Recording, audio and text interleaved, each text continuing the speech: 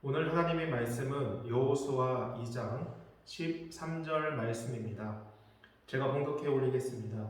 그리고 나의 부모님, 나의 남녀 형제와 그들에게 속한 모든 사람을 살려주어 우리 목숨을 죽음에서 건져내라. 하나님을 믿는 믿음은 어떻게 생기게 될까요? 신비한 기적을 경험하면 하나님에 대한 믿음이 생기게 될까요? 기적을 통해서 하나님을 믿는 경우도 있습니다.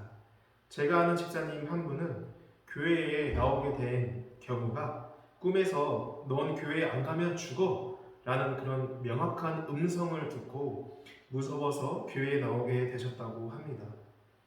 이처럼 꿈과 신비한 기적을 통해 하나님을 믿게 되고 교회를 다니는 경우가 있습니다. 하지만 모두가 이런 기적을 경험해서 하나님을 믿게 되는 것은 아닙니다.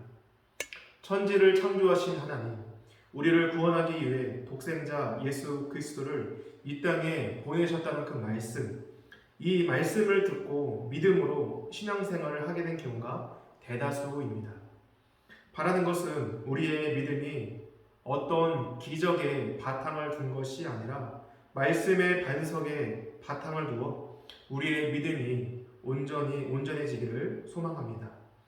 우리의 믿음이 말씀 위에 든든히 세워져 있다면 어떠한 시련과 문제를 당할지라도 우리의 믿음은 무너지지 않고 오히려 굳건한 믿음을 소유할 수 있는 줄 믿습니다. 뿐만 아니라 말씀에 대한 확고한 믿음은 나의 가족들까지 구원을 받는 축복을 얻게 됩니다. 오늘 본문 여호수아 2장은 하나님의 행하신 일들을 듣고 믿음으로 자신뿐만이 아니라 가족들까지 구원한 기생 라합의 이야기가 나옵니다.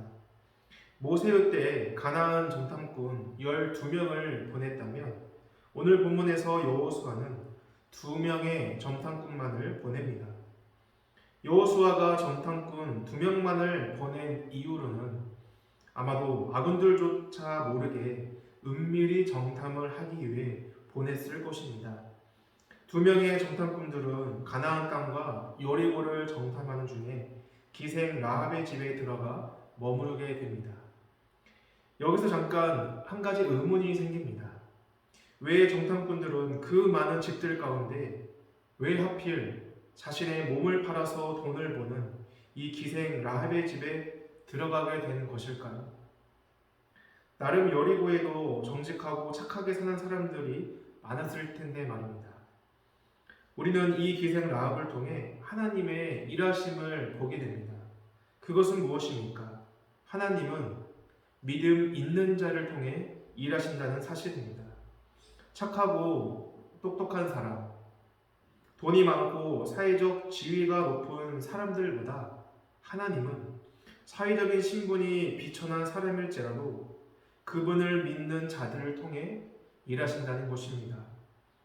우리 모두 하나님에 대한 믿음으로 하나님의 일하심에 동참하며 그 하나님의 일하심에 귀히 쓰임받기를 소망합니다. 여리고 왕은 자신의 땅을 정탐하러 온 이스라엘 정탐꾼들 소식을 듣게 됩니다. 여리고 왕은 라합의 집에 사람들을 보내 이스라엘의 정탐꾼 정보를 캐내려고 합니다. 라합은 자신의 나라를 침범한 정탐꾼들, 지금으로 말하면 자신의 나라를 위험에 빠뜨릴 수 있는 스파이가 자신의 집에 있다고 과연 말을 했을까요? 우리 4절 말씀을 읽어보겠습니다. 그 여인이 그 2사람을 이미 숨긴지라 이르되 과연 그 사람들이 내게 왔었으나 그들이 어디에서 왔는지 나는 알지 못하였고. 라합은 뜻밖의 행동과 대답을 내놓습니다. 미리 이스라엘의 그 2 정탐꾼을 자신의 그 지붕 위에 숨겨놓은 채 이들이 어디에서 왔는지도 나는 모르겠고 이미 벌써 성문을 닫을 때쯤 이들은 나갔다는 이런 거짓말을 하게 되는 것입니다. 자신의 나라를 망하게도 할 수 있는 이 정탐꾼들을 숨겨두고 거짓말까지 하면서 왜 이들을 보호해 준 것일까요? 여기서 그녀의 믿음을, 하나님에 대한 믿음을 발견하게 됩니다. 9절과 10절 말씀입니다. 말하되 여호와께서 이 땅을 너희에게 주신 줄을 내가 아노라. 우리가 너희를 심히 두려워하고 이 땅 주민들이 다 너희 앞에서 간담이 농나니 이는 너희가 애굽에서 나올 때 여호와께서 너희 앞에서 홍해물을 마르게 하신 일과 너희가 요단 저쪽에 있는 아모리 사람의 두 왕 시혼과 옥에게 행한 일 곧 그들을 전멸시킨 일을 우리가 들었음이니라. 라합이 거짓말까지 하면서 이들을 보호해 준 이유는 무엇입니까? 가나안을 비롯한 자신의 땅 여리고를 하나님께서 이스라엘에게 주신 줄을 라합 자신이 안다. 그것을 믿는다는 것입니다. 가나안 사람들이 섬기는 신이 진짜 신이 아니라 이스라엘의 하나님이 진짜 신임을 알고 믿는다는 것입니다. 라합은 무엇을 통해 자신의 나라와 그 땅을 이스라엘이 차지하게 된다는 것을 알게 된 것입니까? 그 당시 최강의 이집트에서 노예였던 이스라엘을 구원하신 하나님, 홍해의 물을 가르시고 마르게 하신 그 능력의 하나님, 아모리 왕을 전멸시킨 하나님의 그 일하심을 듣고 믿게 되었다는 것입니다. 성도 여러분, 소원합니다. 말씀을 보고 말씀을 들음으로 우리의 믿음이 더욱더 견고해지기를 소망합니다.